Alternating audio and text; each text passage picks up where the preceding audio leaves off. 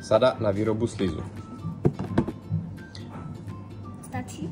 Do misky nalej slizové lepidlo. Ještě více tam dej. Já chci celou tu misku.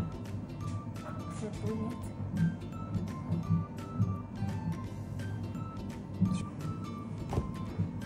Dobrý. To voní jak meloun. Meloun? Jo. Čuchni. Proto tady je obrázek melounu? Čuchni si úplně. Tak jo. Tak, za druhé. Já si Na lepidlo přisyp trochu tyrkysového prášku a zamíchej. Syp. Čup.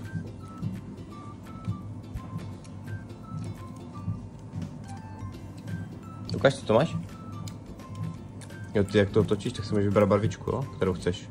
Já chci stříbrnou. Tak ještě dej stříbrnou.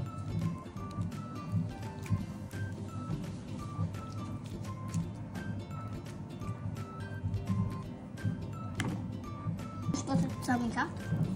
Míchej.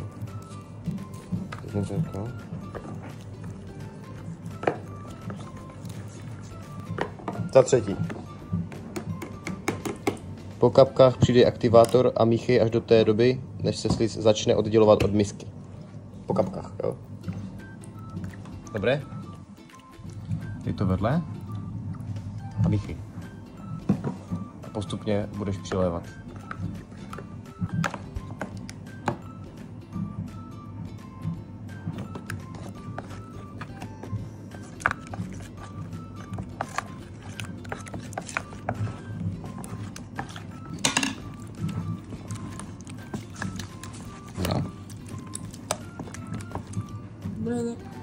Už to vypadá jak sliz.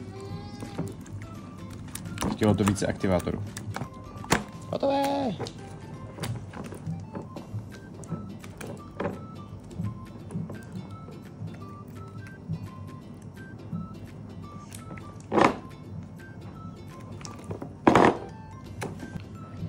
Tak, sliz hotov?